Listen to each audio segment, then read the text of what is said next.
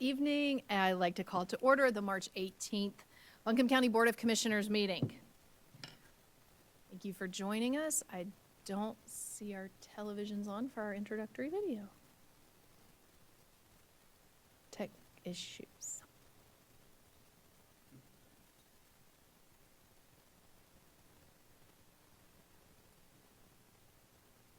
Let's see, I think I see a thumbs up here. I'm gonna get that to roll. There we go.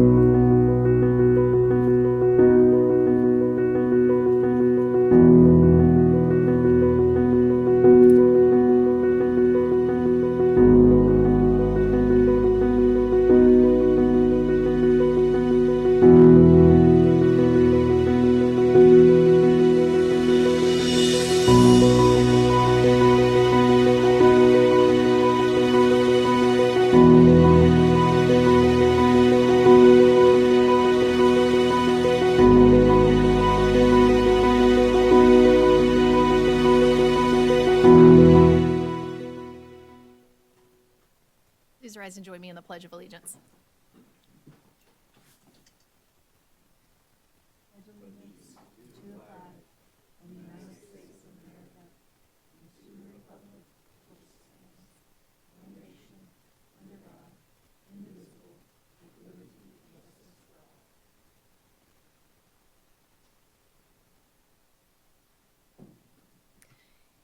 Anyone parking for this meeting or using the bus can pick up passes on their way out the door, and it will be valid for today only. Ethics reminder to the board. In accordance with the Code of Ethics adopted by the board, all county commissioners have a duty to obey all applicable laws regarding official actions, to uphold the integrity and independence of the office, to avoid impropriety in the exercise of official duties, to faithfully perform the duties of the office, and to conduct the affairs of the governing board in an open and public manner. Is there any item on the agenda, the outcome of which will have a direct, substantial, and readily identifiable financial impact for any board member? Also, does any board member have a financial interest in any public contract coming before this board today? There being none, all board members have a duty and obligation to vote. Let's move to our consent agenda. Does anyone from the public have questions or comments about this evening's consent agenda? Commissioners, any comments or questions? There being none, do we have a motion to approve the agenda and consent agenda as presented? So moved. Second. Second. Commissioner Whiteside, second by Commissioner Moore. All in favor say aye. Aye. Aye. All right, we will move forward with public comment this evening. The time limit for individual comment to the board is 3 minutes. Please state your name before you begin speaking. If your time expires, you may leave any question along with your name, address, and phone number with the county manager. Board members are not expected to speak to any comment during public comment. This is your time to speak with us. The board reserves the right to deny public address on any subject previously presented to the board during the same meeting. Please note, one group can elect one person to speak for 10 minutes if 8 people in attendance relinquish their right to speak on the issue.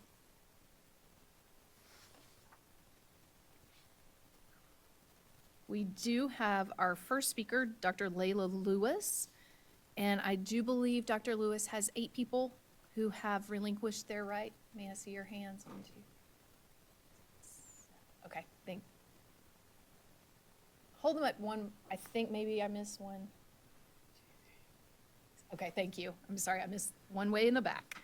All right, Dr. Lewis, thank you. You have 10 minutes with us. My name is Dr. Leela Lewis. I am a board-certified obstetrician and gynecologist, and I am the president and CEO and founder of an organization called Liberty and Health Alliance. First of all, thank you, Commissioners, Chairwoman Edwards. Thank you for the opportunity of speaking to you about something that is very near and dear to our heart, and that is the aspect of free health care. It has been a pleasure, by the way, to tour your beautiful city of, and Asheville and also Buncombe County.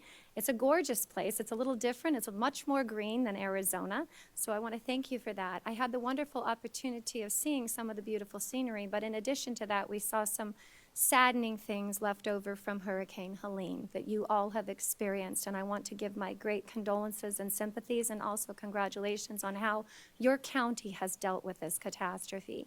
And that is why we received a request a little while back for Liberty and Health Alliance to come to Buncombe County, particularly to Asheville, and to have our next event here. That is what I'm here to talk with you about today. June 1 through 8, Liberty and Health Alliance, by the way, provides liberty. We believe liberty and health should be accessible to every human being, and particularly every citizen of the United States and those residents of Buncombe County. And one of the things that we do to provide that is we provide free mega clinics around the country. We've been doing this for over 13 years. This will be our 12th city that we've had the opportunity of doing. You will each have a flyer.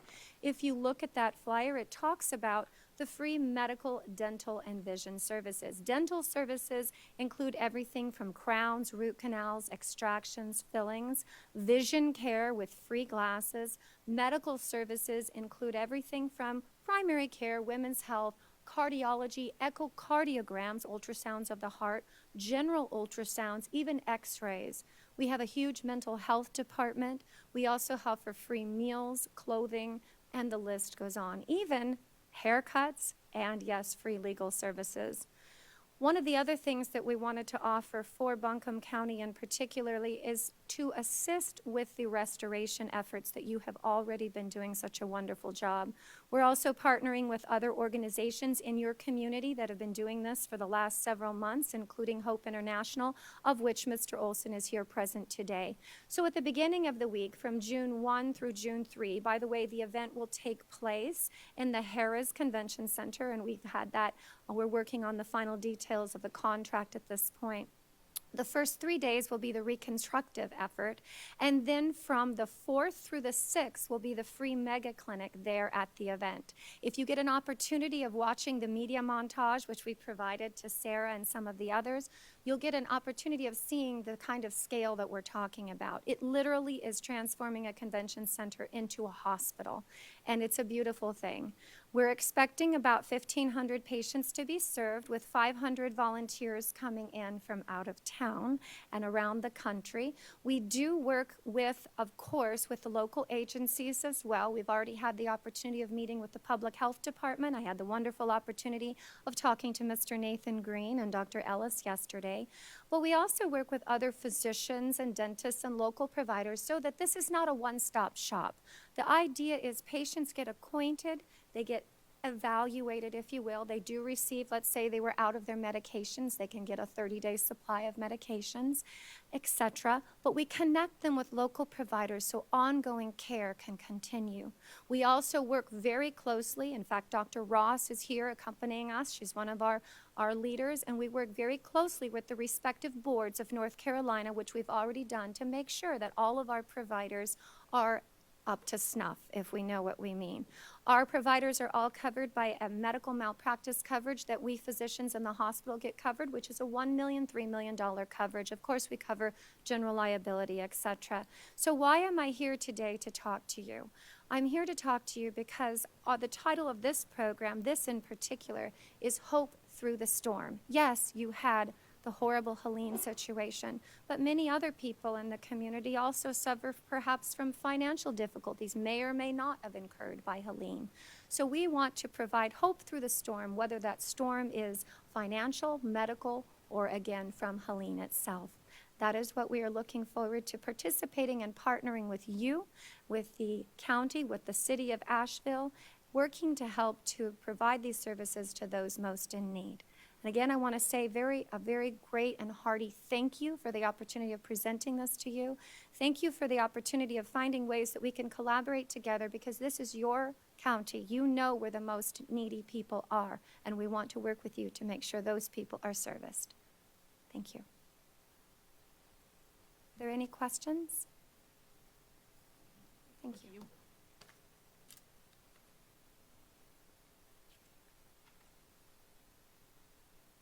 Our next speaker is Reverend Sarah Wilcox.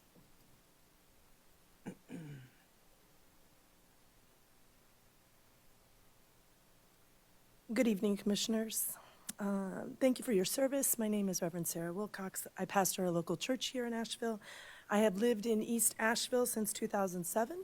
Both of my daughters attended Bell Elementary, then Reynolds Middle School, then high school. I still have a sophomore at the high school. I served on PTA in the earliest years of the school years, advisory council the last two, and I've made a commitment to speak on behalf of the public schools, their teachers, staff, and students at local school board meetings, and now here. The impacts of Helene are not insignificant, and while I deeply oppose the significant cuts made at the end of January, I gave those seated here, who I either elected or canvassed for, the benefit of the doubt, because I know we have shared values in many regards. So I can't help but be surprised about a shift in our tax policy at the state level that will take money designated for capital projects at schools and move them into any public project. What a blank check. And it looks like senators in our region are paving the way for this commission to rob Peter to pay Paul. To see a senator who has worked to undermine our water system over years as a sponsor of this shift in Article 39, and these senators who undermine public school through their voucher work, working with my own senator, raises a specter of concern. One I wish that Senator Mayfield would be intentional toward, but also have come to learn leaders here have not been intentional towards. There are no good options when the resources seem scarce, especially when our systems claim to be a free market, yet undoubtedly set up corporations to continue to fleece our populace. We all know why Moffitt and Warren would work to shift resources from the public school system and open up pathways for self-destruction. The question I can't help but ask is why we would rob Peter to pay Paul after we already robbed Peter of $3.8 million. I want to thank Commissioner Moore and Horton for their voting against the budget cuts, but I can't help but think with commissioners who undermine our already under-attack school system, where do we go? Current federal politics seeks to decimate the entire Department of Education, which will undoubtedly result in lost resources. The federal government funds programs for kids with disabilities, CTE programs, and Title I programming, which assists countless kids in our school system. The school system will likely be hit by the federal government, and it appears to be having its pockets picked by the local government. I hope for transparency and intention by this commission, and I hope for a commitment toward our public schools. They are a vital building block in an educated populace and a capable citizenry. I know your work is hard. I know there are difficult decisions. They should not be done on the backs of our children and their future. Thank you for your time. Any questions? This is your time to speak to us. We typically won't engage in communication from here. Susan Schemer, I think I got it this time. Thanks for joining us, Susan. Susan Schemer, and I am the chair of the Home and Community Care Block Grant Advisory Committee. And again, I'm advocating on behalf of the Buncombe County Supplemental Aging Funds that provide services to older adults 60 plus. We asked our grantees to share some of the impact of Helene and potential loss of funding. This is what they said. On Track, who does financial counseling, said, "We're seeing an increased demand for all of our individual counseling services, including credit, debt, budgeting, and foreclosure prevention counseling. We anticipate an additional increase in the need for debt and foreclosure prevention counseling once the foreclosure prevention moratorium sunsets on April 11th. The service is instrumental in helping older adults remain in their homes." Blue Ridge Pride said that the impact of the hurricane on marginalized communities included the LGBTQ community. Our elders served by our Generation Plus program have, since the storm, expressed the need for more training and support groups. A reduction in funding would mean our elders would have less opportunities for education, connection, and fueling the isolation crisis that our community faced long before the storm. Lastly, Day Stay, which is the adult day care out in Chandler, said a reduction or loss in supplemental aging funds would mean Day Stay would be unable to remain open. This would be a difficult situation for our families, causing a loss of respite care and increased stress upon our families. This grant is much needed to keep programs available for senior adults who cannot stay home by themselves or have nowhere else to go. Again, I advocate for maintaining the $500,000 supplemental aging funding grant in the county's FY26 budget. And remember, please keep in mind the 78,892 seniors, 60 plus, 28% of our community in mind when you're making your budget decisions. Thank you for your time. And Marcel de Hermanides. I apologize if I did not get that quite accurate. You can correct me. Hello, my name is Anna Marcel de Hermanas. I'm here from Black Mountain, and last month, when I initially came to ask the commission to consider a public proclamation of our community's support for the safety, dignity, and worth of all of our neighbors, I began with telling you a little about my own history of being a second-generation American whose grandparents all came here seeking that kind of safety they hope to gain here in this country. I thank you all for listening to me, for some of you responding to my emails, especially to Commissioner Horton, who sat down with me, and Commissioner Whitesides, who sat with some other people from our group, which is the local surge action, the Bobcats, and especially to all of you who let me speak again about the same thing. I'm not asking you for money, so I think that's a good thing. I think that if we listen to our most vulnerable neighbors, the poor, the elderly, Black and brown people, queer and transgender folks, Muslims and Jews, we understand why such a public pledge is needed now. With all the uncertainty of our systems of justice and a checked and balanced democracy hanging in the balance, so I once again am seeking a proclamation that pledges that in this community, we can count on our elected officials to support democratic, peaceful actions that seek to protect and support our neighbors during this unprecedented threat to all of us. And then most of all, to those most vulnerable groups that have historical and current reasons to feel distrustful of government. I believe in my local government's good intentions, and I hope to see it backed up with a public resolution and actions that honor our democracy and our community by example. Thank you. Thank you. Casey Gilbert.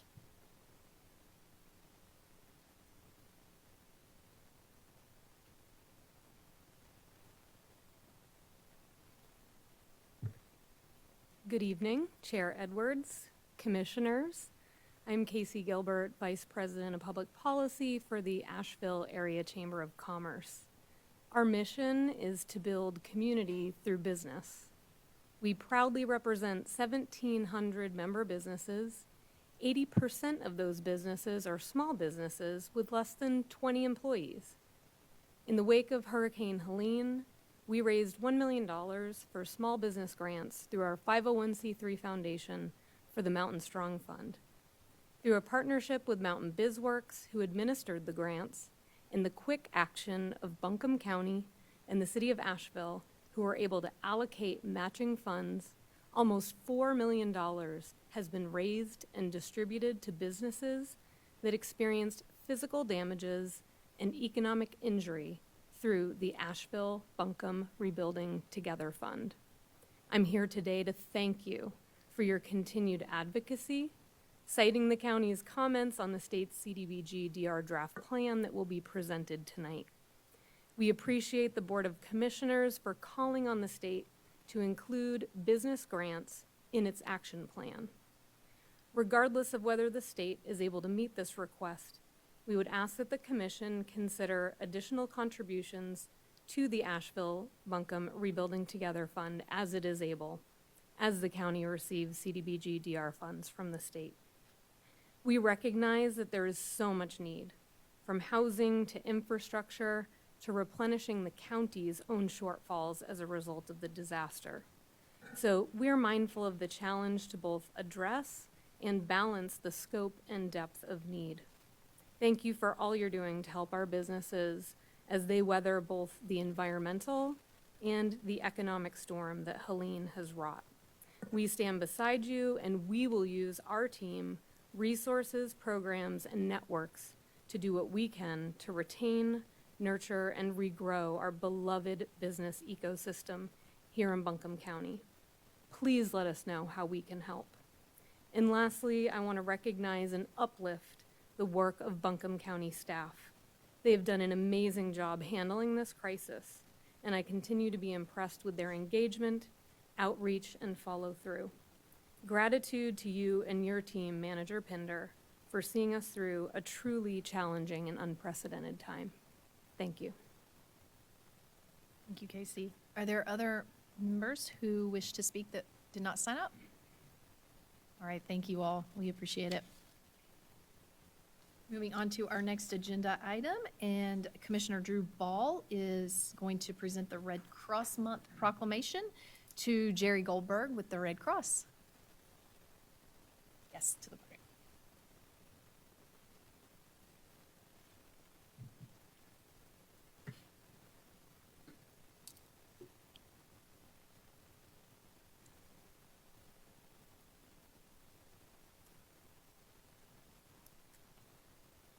Okay, good evening. I have a proclamation here for Jerry Goldberg. This is a County of Buncombe proclamation to make Red Cross, March 2025 Red Cross Month. Whereas the American Red Cross, the humanitarian organization that eases people's suffering during life's emergencies in Buncombe County, across the United States and around the world. And whereas the American Red Cross chapter serving Western North Carolina has a long history of helping our neighbors in need by delivering shelter, care, and hope during disasters, making our community safer through its life-saving home fire campaign, providing life-saving blood, teaching skills that save lives, and supporting military veterans and their families. And whereas we thank and honor the selfless volunteers, dedicated employees, and generous supporters who make this compassionate work possible. And whereas in the first 3 months following the devastation of Hurricane Helene, the American Red Cross and our partners provided more than 3.3 million meals and snacks and nearly 56,500 overnight shelter stays, and reached an estimated 464,200 people with disaster relief and recovery services, the vast majority of which were in North Carolina. And whereas last fiscal year in Western North Carolina, 186 active volunteers assisted 549 people affected by 194 local disasters, most home fires, trained 8,647 people in first aid, CPR, and AED, swimming and preparedness, collected 24,675 units of blood, and provided 520 emergency services to military members, veterans, and their families. And whereas people in our community depend on the American Red Cross, whose life-saving mission is powered by the devotion of volunteers, generosity of donors, and partnerships of community organizations, now, therefore, the Buncombe County Board of Commissioners hereby proclaim March 2025 as Red Cross Month in Buncombe County and encourage all to recognize the daily efforts and contributions made by the American Red Cross in our community and across the nation in its vital work to prevent and alleviate human suffering in the face of emergencies. This 18th day of March 2025, signed by our chair, Amanda Edwards, Buncombe County Board of Commissioners. And I'll just say, as a volunteer firefighter, I've seen firsthand how when disaster strikes a family, the Red Cross is there. You are part of our protocol to call out and bring support and aid, and we thank you for that. And I saw how much you all did through your shelter work at AB Tech, and thank you for all your work. Thank you so much.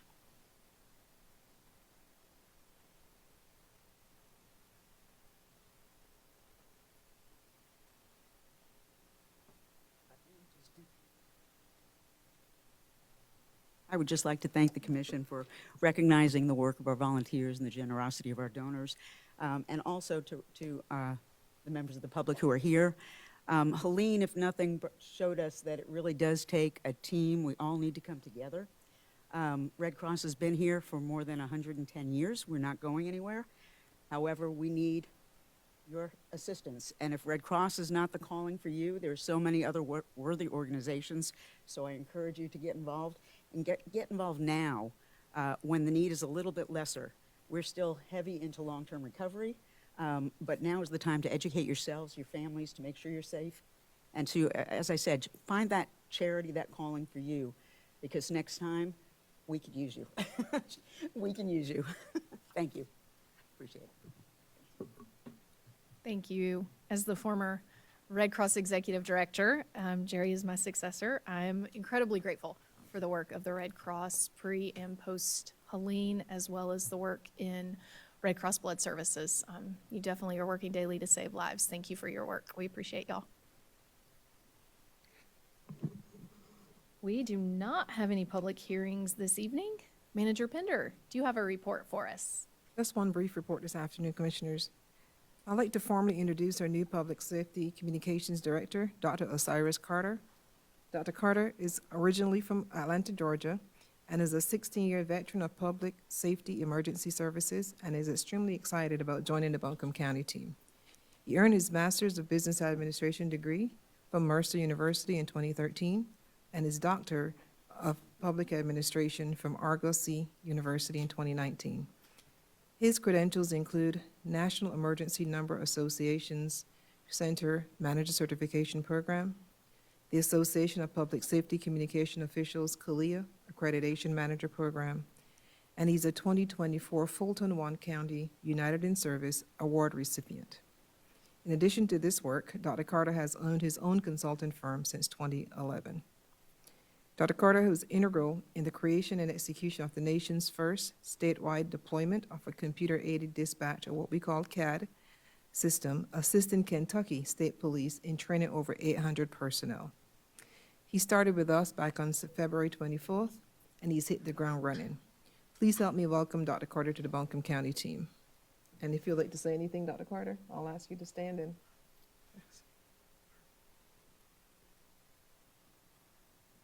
Good evening to our amazing Board of Commissioners, County Chair, County Manager, any Assistant County Managers in the room, stakeholders, dignitaries, and visitors. Thank you for such a warm welcome to Buncombe County. Glad to be here. Every single person I've met has just welcomed me with wide open arms. And the good thing about that is it feels very genuine.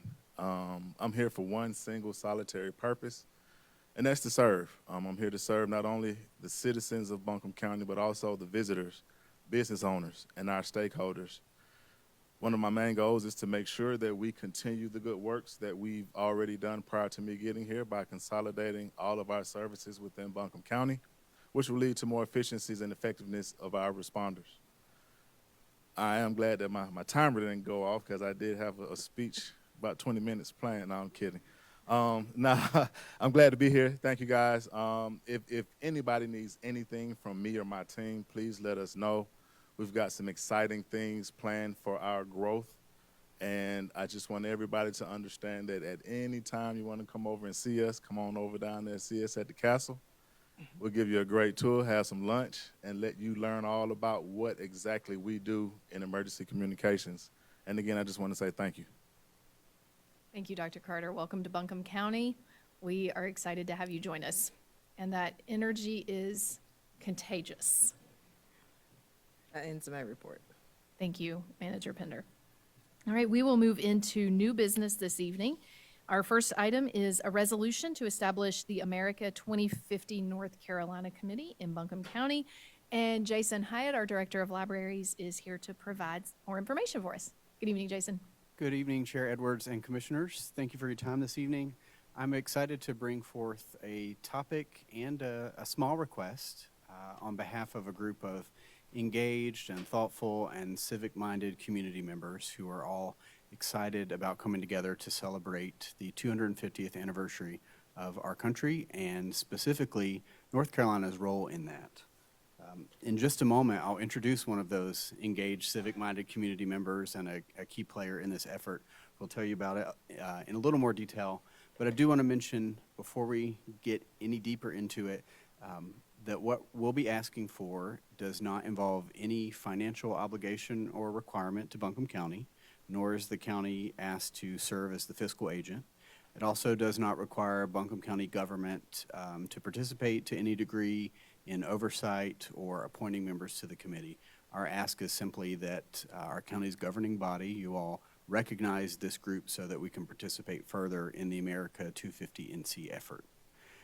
Now that that's out of the way, I'm glad to turn it over to Glenn Stack. He is the owner and founder of Stack P LLC, and as I mentioned, one of the key players in this effort. So he's going to walk you through some more details about America 250 NC.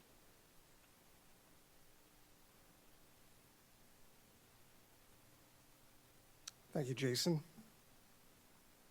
Chair Edwards, Commissioners, it's a pleasure and an honor to be before you today. Semi-quincentennial.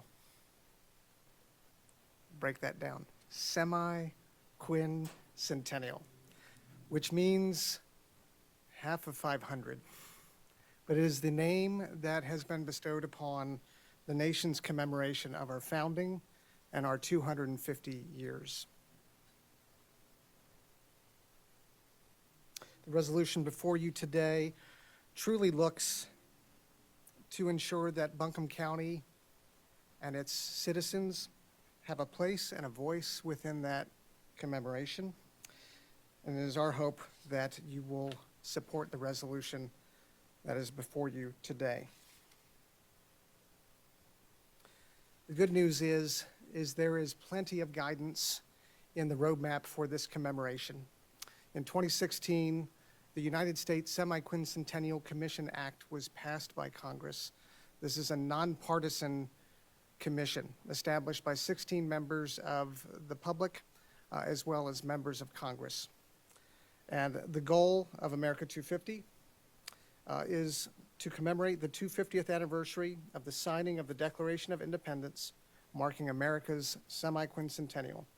They aim to inspire fellow Americans to reflect on our past, strengthen our love of country, and renew our commitment to the ideals of democracy through programs that educate, engage, and unite us as a nation. America 250 is fostering shared experiences that spark the imagination, showcase the rich tapestry of our American stories, not one story, but many American stories. Inspire service in our communities, honor the enduring strength, and celebrate the resilience of the United States of America. Commissioners, I believe this county has a lot to show this nation about resilience. We are also blessed to have the guidance of the America 250 NC Commission. So while the A250 committee is over the nationwide commemoration, the aspiration of the commission was always that each state would have its own state commission. And I am pleased to say that North Carolina was an early adopter of the commission and has built out a full cadre of programs, websites highlighting things that are happening all across North Carolina, the calendar of events, grant programs to our schools, to our public libraries and institutions, local, online, and traveling exhibits. Just to share some other initiatives led by our National and State Commission, America's Invitation, the opportunity for Americans to share their stories of their past and their hopes for our future. America's Field Trip, field trips for K through 12 students to visit the places where America happened. And America Gives, coordinating with many partners acts of service across our nation.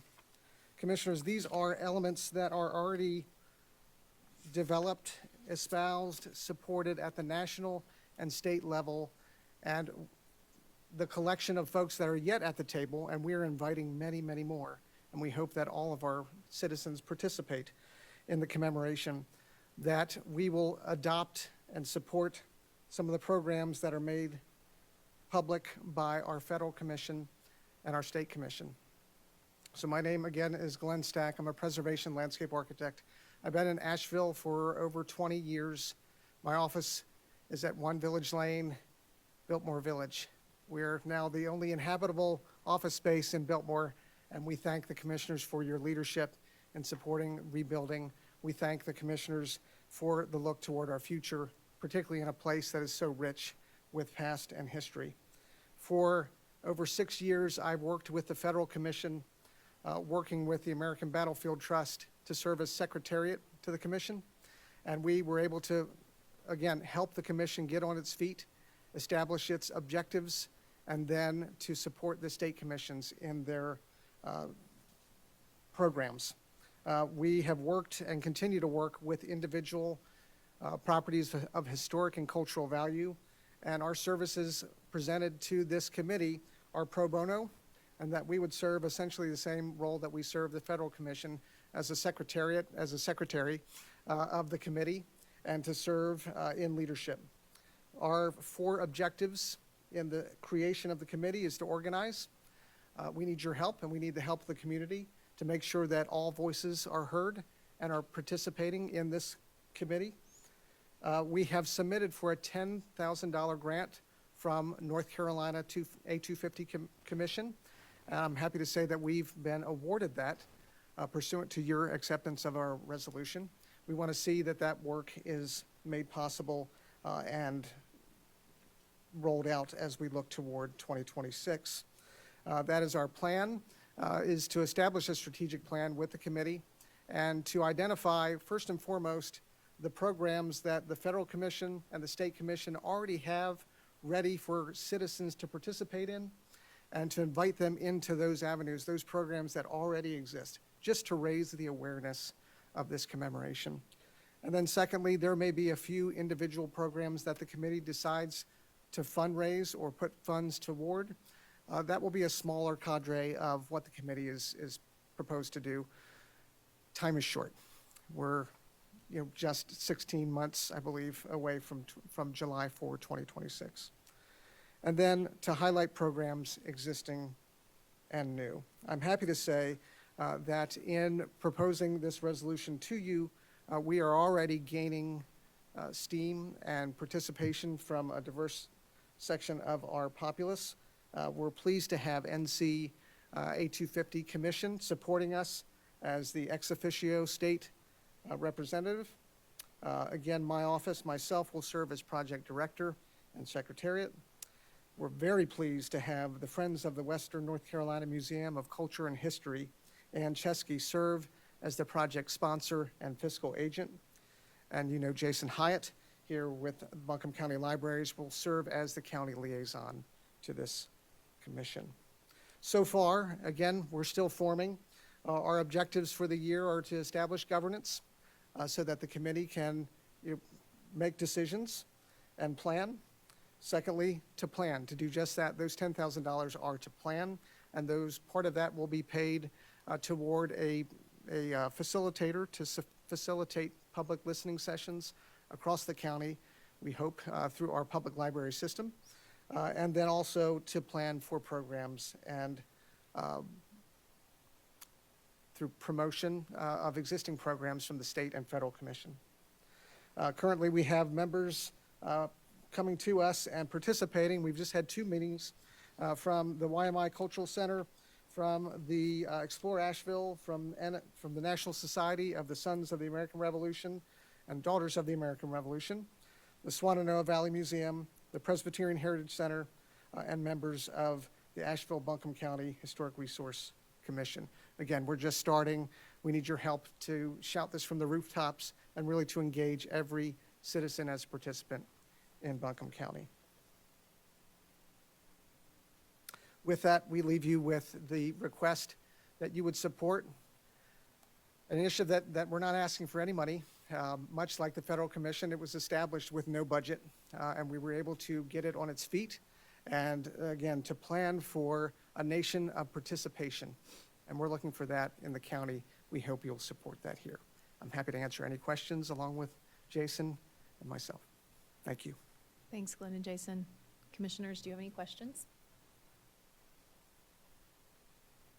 I don't have a question, but I'll just say thank you, Glenn, for your civic engagement, and definitely also thank you to Jason for your initiative. I know you've had a lot on your plate with everything you've been dealing with, and so thank you for working on this as well. And I'll make a motion to pass the resolution officially establishing the America 250 North Carolina Committee for Buncombe County. Do we have a second? I'll second. Thank you. Commissioner Wells, Commissioner Horton, second. Any further discussion? All in favor, say aye. Aye. Any opposed? Resolution passes. Thank you. We appreciate your good work. Thank you very much.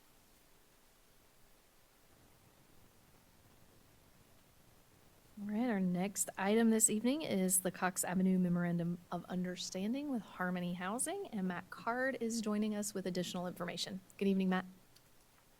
Thank you. Good evening. Matt Card, Community Development. At the March 4th briefing, we presented an update of the Cox Avenue project. Tonight, we're here to talk about Cox Avenue MOU with Harmony Housing. At the March 4th meeting, we talked about a solicitation to find development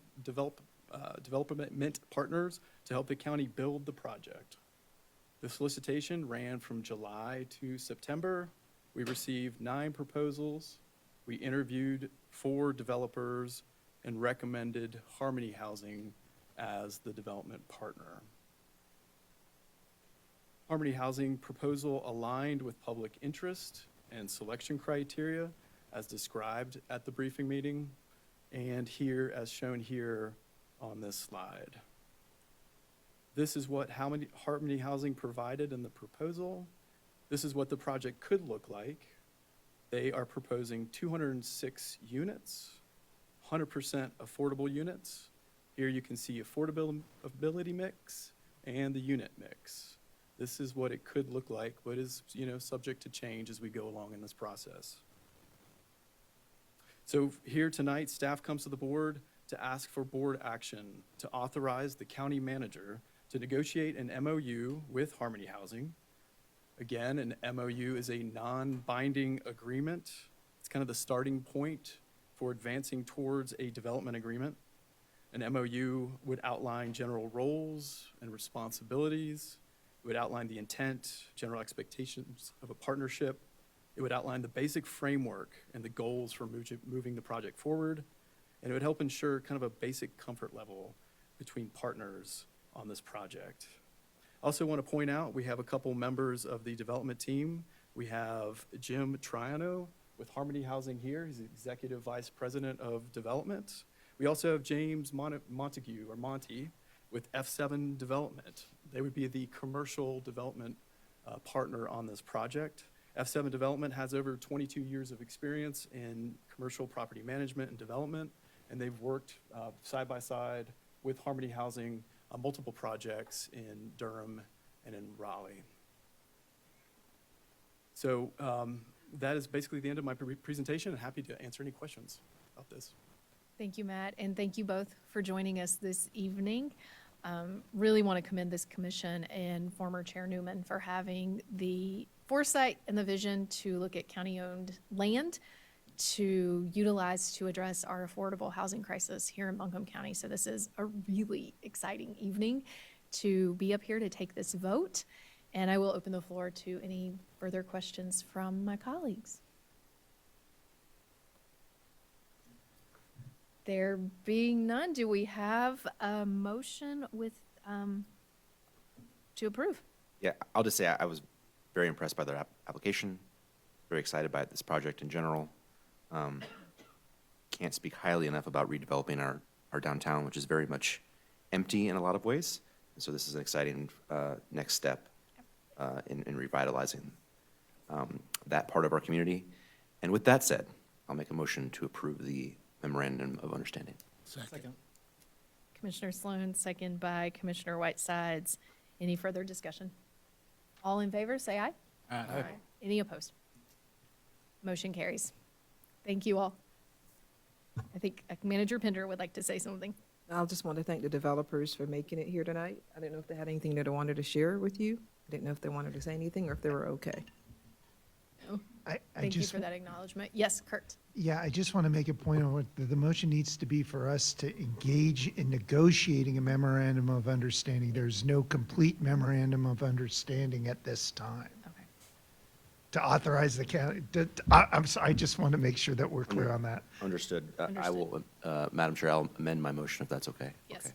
I'll amend my motion to, or restate it, that we authorize the county manager to enter in negotiations for an MOU moving forward. Thank Is you. that okay? Okay. All right, thank you. Is the seconder okay with that? Are you okay with that? Is All right. seconder a word? I don't know. This- The commissioner who seconded it is in agreement with it. All right, thank you. We appreciate it. Thank you. Thank you for that, Kurt, and thanks, Matt. All right. Let's move on to our next agenda item, which is on comments on the state of North Carolina CDBGDR plan. And E.B. Otterstall is with us to provide additional information. Good evening, E.B. Good evening. Thank you, Commissioners, for the time this evening to discuss and review the draft letter for public comment on the state's CDBGDR draft action plan. Tonight, we are requesting board approval for the following: authorization for the county manager to submit Buncombe County government comments on the North Carolina CDBGDR draft action plan. For next steps, if approved, staff will submit a letter on behalf of Buncombe County Board of Commissioners by Thursday, March 20th, which is the deadline. For summary and timeline, the state of North Carolina was allocated $1.4 billion in Community Development Block Grant Disaster Recovery, or CDBGDR funds for Helene recovery. The HUD allocation announcement was posted on January 15th, and the state draft action plan was published on February 18th, which kicked off a 30-day comment period. Public comment is due this Thursday, March 20th, and the state action plan will be submitted to HUD by April 15th. CDBGDR will benefit 3 funding areas in our recovery, which include housing, infrastructure, and economic revitalization. This chart summarizes the proposed allocations of funds that are in the state draft action plan. For housing, they have proposed an allocation of over $1 billion. For infrastructure, $193.5 million, and economic revitalization, $111 million. One thing I wanted to point out on the chart is we do identify the programs that will be a competitive grant application for which the county would be an eligible applicant, and I'll go into detail about those in a little bit. Another thing to note about the CDBGDR draft action plan, these plans are rooted in unmet needs assessments, which the state has conducted for this draft. And so you can see a significant portion of the funds are allocated for housing, which reflects the damage that Helene caused to WNC's housing stock. With unmet needs in mind, while we were reviewing the draft plan and considering different comments that staff might want to propose on the plan, we wanted to make sure that our comments aligned with the unmet needs that we have seen in Buncombe County. So you'll see a few data points here that have popped up in our data that's on the back of the briefing on these biweekly updates. For housing, one of the things that's been of note for staff, destroyed units and their ownership status, the split between owner and rental units that were destroyed by Helene falls about 50-50%. On infrastructure, we've heard a lot about hazard mitigation grant program today. Of the total applications we were seeing in Buncombe County, both in unincorporated and our jurisdictions, 211 of the 290 HMGP applications are for acquisition, which will mean, as you heard earlier, that the county and all of our municipalities will have some decisions to make about how to use those tracts of land after they're acquired. And then also, there's a substantial need for future resilience and response in our planning and use of funds. For economic revitalization, according to an NC Office of State Budget and Management report, $4.9 billion has been estimated in Helene impact on agriculture in Western North Carolina, yet we've not seen very many funds yet to benefit those businesses. Additionally, we've seen 6,700 in SBA loans for-profit businesses in Buncombe County and $117 million dispersed from SBA. However, we still hear frequent need from our community and our small businesses about grants and loan opportunities and capital investment. I have a slide for each of the buckets that we've discussed: housing, infrastructure, and economic revitalization. with a summary of the state proposed allocation and then a summary of comments from staff that are in the letter. So I'll review each slide and then pause for some comments and discussion if y'all have them on each topic. For housing, as we've seen, the state has proposed an allocation of over $1 billion. The programs under this allocation would include reconstruction and rehabilitation, which would be $800 million, a significant investment. On this program, I wanted to note that it would be a state-centric model, meaning that the state would provide all of the support for program management and working with contractors, working directly with constituents. The other two programs, Workforce Housing for Ownership and Multifamily Construction Program, have allocations of $53 million and $191 million for both of those respectively. Those would be competitive grant applications that the county could apply for. For the staff suggested comment overview, given that reconstruction and rehabilitation programs have a significant administrative burden, for that program, we do support the state's state-centric model, but we do have a request in our letter to reduce the funding to $693 million. Our justification for this, we would like to see an increase in program funding to support renters relative to the impact across Western North Carolina. The unmet needs assessment that the state produced does show that 71% of those impacted by Helene are owners of their homes, and then 29% were renters. We propose, with this adjustment of funds, to increase multifamily construction program funding to $280 million. We also request an increase of multifamily construction per project maximum assistance to $25 million. It currently stands at $10 million. And we also propose including $25 million for rental assistance. One of the questions for clarification included in this comment section was also to ensure how the state will show geographic distribution of funds based on the Helene housing impact data. So I'll pause here if you all have any questions, comments on the housing section. I'm talking a lot tonight, I'm sorry. I have a specific housing-related thing to bring up, which I should have put in an email, and I'm sorry about that. I'm just going to read the sentence from the Commerce Draft Action Plan. There's two problems I have with one sentence in it. It's page 87. It's in the section regarding multifamily housing, so it's in the context of multifamily housing. It says the North Carolina Department of Commerce will implement a funding priority for projects located in difficult to develop areas and qualified census tracts. Both of those things are a HUD designation geographic thing. Within the combined MID area, that's the disaster zone, regardless of whether the project is receiving low-income housing tax credits. So I have a couple problems with that sentence that I'm suggesting that we send as a comment to the state. First of all, there's a couple qualified census tracts in Buncombe County, in Asheville and in Leicester. Best I can tell, there aren't any difficult to develop areas in Buncombe County, although there's something called a small difficult to development area. I'm not sure if that's a different thing or not, because I'm not an expert in this. But what that does, that sentence, it would incentivize us to as a community to try to apply for funds to build multifamily housing in these very kind of small geographic areas in Buncombe County. When in my mind we want to be trying to build housing wherever we can, because we are in a disaster and this is the mountains. It's hard to build things on a good day. And it also, as I mentioned, in kind of a backdoor way, it disincentivizes us from trying to build multifamily housing in Fairview or Swananoa or Burnsville, because none of those areas overlap with those geographic designations I just mentioned, which I think we should try to do the best we can as a community, is build multifamily housing or whatever we can in those communities. So that's kind of my first proposal as a comment back to the state. And then I don't know why they go on further in the sentence to say, regardless of whether the project is receiving low-income housing tax credits, because I think low-income housing tax credits are fantastic.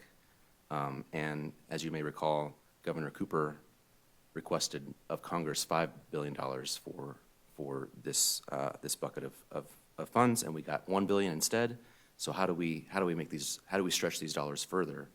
And it is low-income housing tax credits. That's one of the only ways we can stretch as a state these dollars further. So really, this plan should be talking about how do we incentivize and how do we leverage LIHTC further than we are today. And so those are my two suggestions, assuming I'm making any sense at all, as comments back to the state.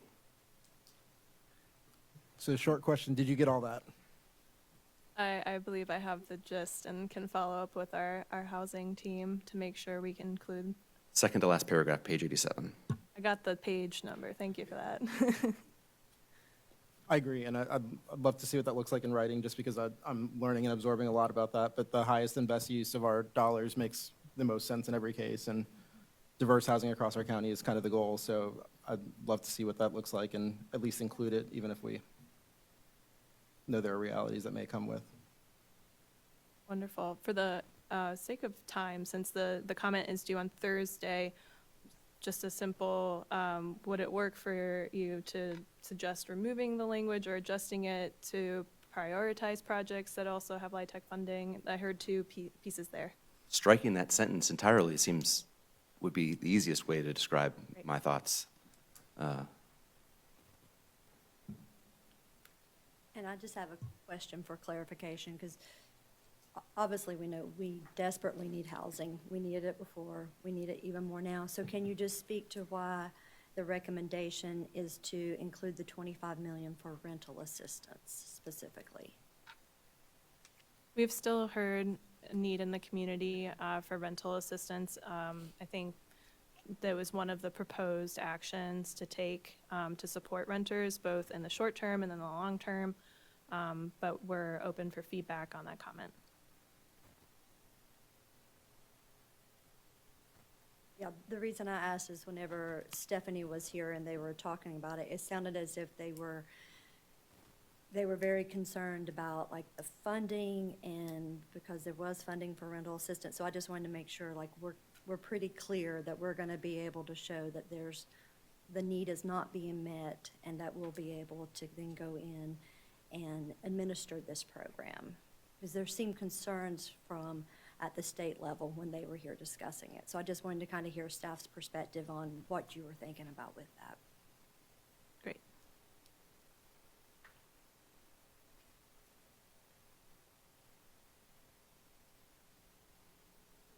I assume the idea is coming from the fact that this money is not coming from anywhere else, right? There's no other rental assistance source. Yeah, that doesn't mean we shouldn't talk about it, but. Wonderful. Any other questions about the housing section? Anything else? All right. Thank you, EB. Thank you. Keep going. Moving on to infrastructure. The state proposed allocation for infrastructure is $193.5 million. This is our least defined program. The community infrastructure program had 2 bullet points under it, which identified standalone projects to address unmet disaster recovery needs, and then improvements to FEMA public assistance or PA projects or hazard mitigation grant program HMGP funded projects. The staff's suggested comment overview. One of the things that we requested more insight on was the timeline and the state's consideration of when hazard mitigation grant program and FEMA PA, when those timelines will conclude for launch of the grant program, so that way local governments have an understanding of the lands acquired and what next steps they need to take in order to do mitigation. And we also requested input on the eligible projects under the program. CDBG-DR has a much broader definition of infrastructure than you might typically think. It's not just roads or water and sewer, it can be emergency operation and response. So we would like some insight into whether emergency operations center and response facilities, communications resilience, emergency sheltering, community resource centers, water system improvements, sewer expansion, and flood mitigation and detection, whether those activities will be eligible, mostly for the purpose of being able to plan those projects out and anticipate funding. Any questions or comments on infrastructure?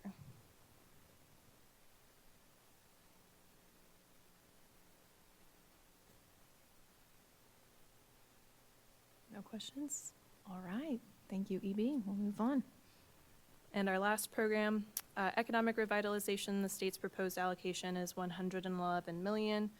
The program that they have proposed is the commercial district revitalization, and they specifically outline 3 activities: acquisition, demolition, site prep, or rehab of commercial structures, assistance to small businesses for rehabilitation and physical improvements to their places of business, and facade improvements to private or public structures in commercial areas. For the staff suggested comment overview, we want to provide support for the broad definition of commercial areas. Stephanie Magera did voice that it's not necessarily just a downtown that would be able to benefit from this program, but any area that has economic benefit to a community. And so we want to support that broad definition. For the grants, we would like to request inclusion of planning, public services, mitigation, streetscaping, accessibility, and placemaking activities, along with what's listed in the eligible bucket.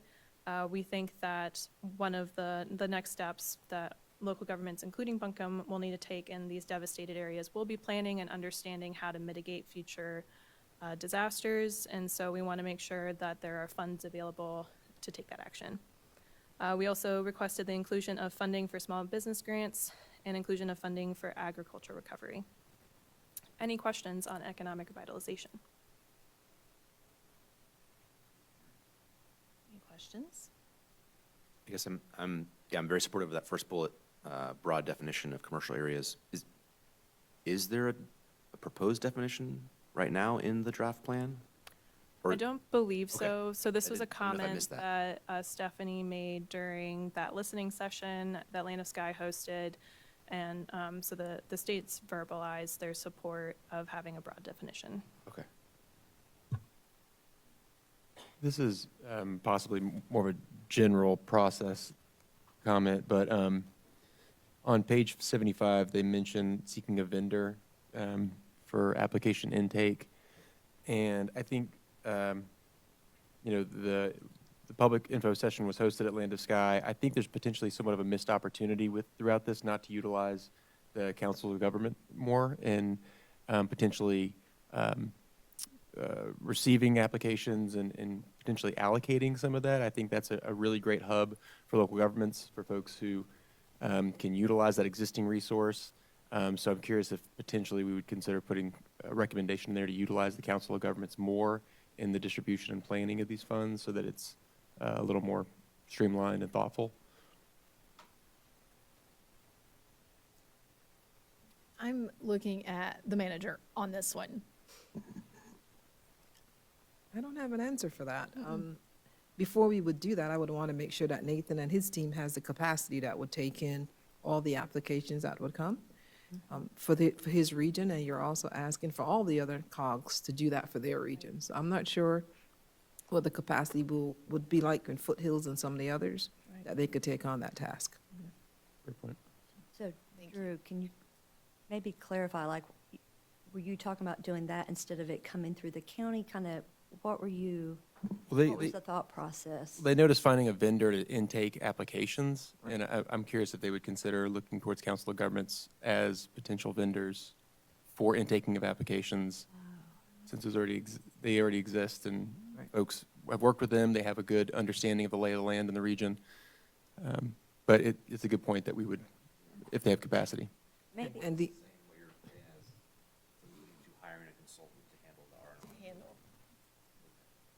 Gotcha. So maybe staff can take a look at that and I just think see if so. how it We'll have to look relates. at that piece.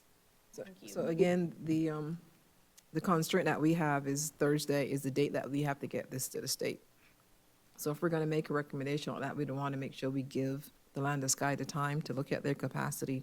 Because yes, I think to your question that I heard to Parker's explanation, it would be around just that R&R. So if there's I don't know if it's coming from the homeowner, because it's not coming from the county. The county's not applying for that. That is a state-centric program. So from my understanding, the state is going to manage that piece of the CDBG-DR recovery and rebuild.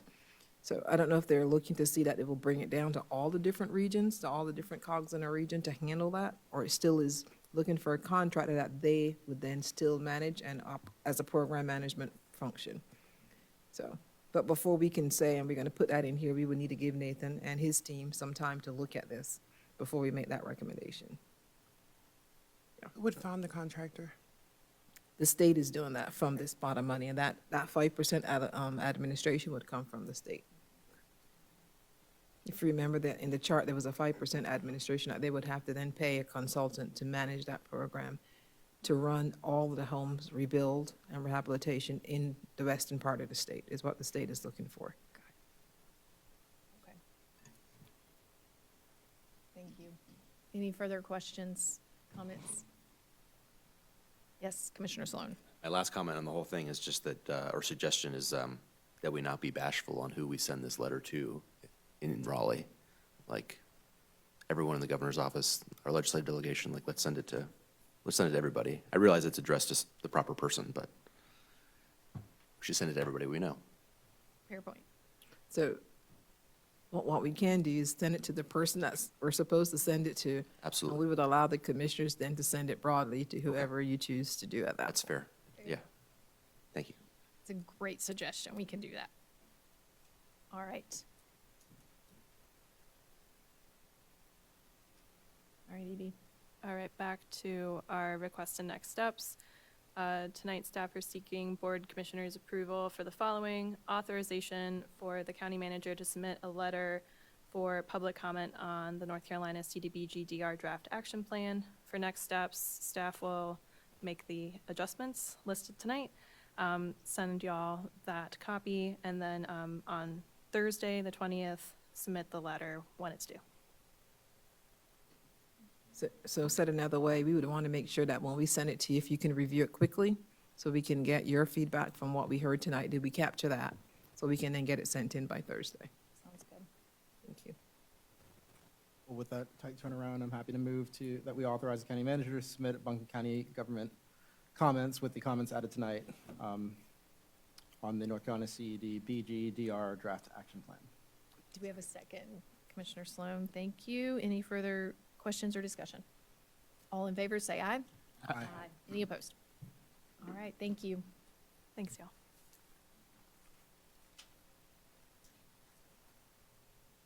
All right, our next agenda item is Department of Social Services relief funding from the state, and John Hudson, our budget director, is joining us. Good evening. This budget amendment realizes $48,889 of revenue from the North Carolina Department of Health and Human Services to cover a county portion of costs after the Disaster Food and Nutrition Program was conducted in October 2024. It also realizes $445,520 of state Hurricane Helene relief funding for essential services for adult services and child welfare clients who were impacted by Hurricane Helene. Questions? Are there any questions? Motion to approve the budget amendment? Second. All right, Commissioner Wells, Commissioner Horton, second. All in favor, say aye. Aye. Any opposed? Budget amendment passes. Thank you, John. All right, this evening, we do need to discuss several board appointments and interviews that we need to schedule. The first is our planning board. We have one appointment to make, and I think we have about 30 applicants since we re-advertised that vacancy. Stacy has sent those applications to us. I would like to recommend that we look at doing this a little differently than we have previously. And my recommendation is that we take through next Tuesday, March 25th until 5 p.m. and each of the commissioners send to Stacy, our deputy clerk, the 5 applicants that you want to interview, and then she will compile those into a list of 10 interviewees that we would schedule to come in for I think more than a 5-minute interview, probably a 10-minute interview per candidate. Okay. Are there any questions, thoughts around that? Support it. Is this a record for the most number of applicants we've ever had It for a would single board? Oh, Yeah, yeah. Comprehensive plan had a lot as well. Had more slots, though. That is true. The- That is true. the- So Yeah, the slot ratio. Nearly 30 for one. Hopefully some of these folks will also be interested in affordable housing if there's some great carryover.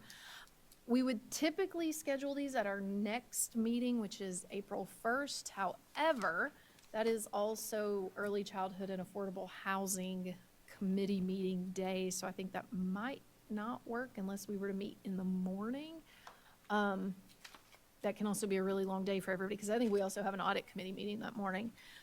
What does the following Tuesday potentially look like is that April 8th, Sarah? You could do it? April 8th? Okay. Commissioner Horton? All right. make it work. All right, let's make it work. Let's plan, if we, maybe mid-morning? Yeah, wrap up by lunchtime? Does that work? Okay. Well, Be a virtual option? I'm looking at Sarah. I think we've done these in person, if, like, Does that present a challenge, Commissioner Ball? We, yeah, have to be gone that week, Okay. that day, unfortunately.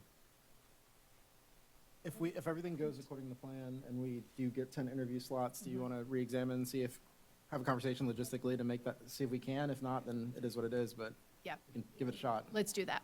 Thank you, Sarah. Thank you. Are you, okay. All right, so that will be our tentative plan for now. All right, we also have the Historic Resource Commission. We have 2 appointments to make on that one. This is quasi judicial, so we would also schedule to interview those folks. Would we want to go ahead and try to do it on that same day, April 8th, if we're all together for 10 interviews? Sorry, Commissioner Ball.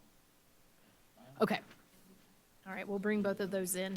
Can we open that back out, being that we have 2 appointments and we only have 2 people that applied?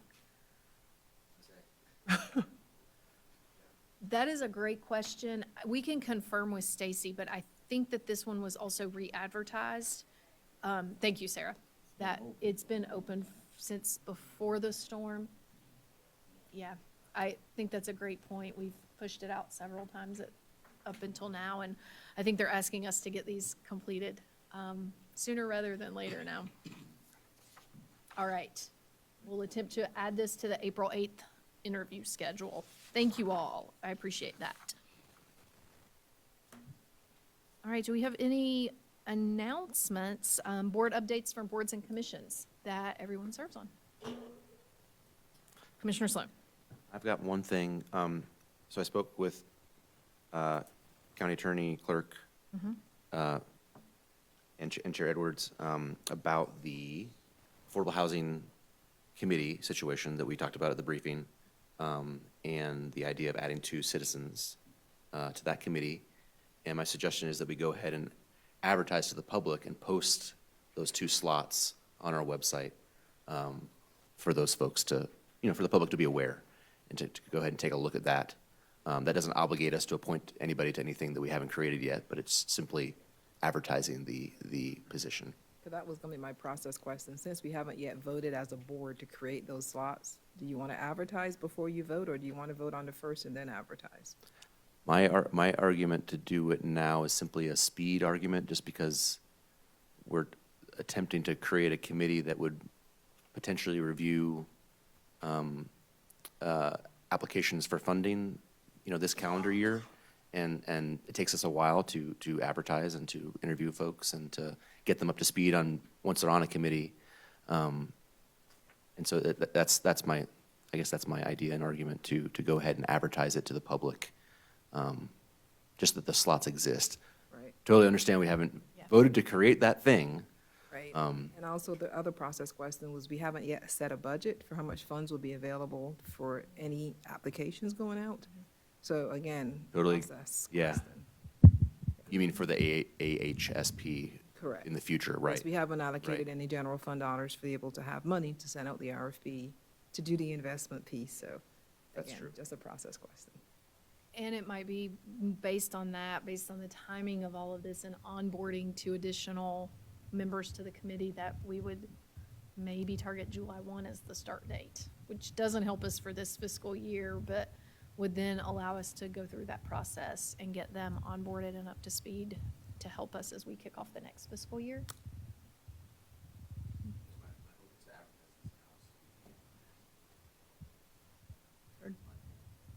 We've got a few people that have emailed about affordable housing. I would think it would be really good to email them and let them know what's coming, possibly. That'd be okay? Because I can respond to some of them. And let them know that we're gonna have some positions available to apply for in the near future. As soon as, yeah, I think we have to vote on it first. I appreciate your sentiment though, Parker. Yeah, I think we need to make it official before we advertise. Any? I'm looking around. Everybody okay with that? Okay. Thank you for the suggestion, though. Are there any other updates from the commissioners? I will give you all a quick update. Avril and Taylor Jones, Ryan Cole, and I, along with some other community members, met with the VA Secretary Doug Collins this afternoon. He was here to learn more about our veteran population, how they've been impacted by the storm, and had a lot of great questions for us, was very interested in learning more about how the VA at the federal level can assist us. And Taylor did take Secretary Collins to see some of the areas that have really have been devastated and impacted our veterans. So we appreciate the attention that we are still receiving as we recover from Helene. Madam Chair, I'll give a quick, less of an update, more of a heads up. I appreciate the ability to go on behalf of the commission next week to Washington, D.C. with the American Flood Coalition and lock arms with other local electeds in our region to advocate for resiliency measures and additional funding to support our region through the hurricane recovery. And I'll be up there next week meeting with our elected officials on Capitol Hill, and appreciate the opportunity. We appreciate it and look forward to an update when you return. Thanks so much. Anything else? All right, a few announcements. At this time, the board will hold an all-day retreat on Thursday, March 20th, starting at 9 a.m. in the first floor conference room. The first part of the retreat will be our budget work session, and the second part of the retreat will be focused on the Board of Commissioners. And our next briefing and regular meeting of the board will be April 1st, starting at 3 p.m. And the April 15th briefing and regular meetings have been canceled. And I don't think we have a need for closed session this evening. Do we have a motion to adjourn? Thank you, Commissioner Horton, Second. second. Commissioner Ball, all in favor, say aye. Aye. We are adjourned.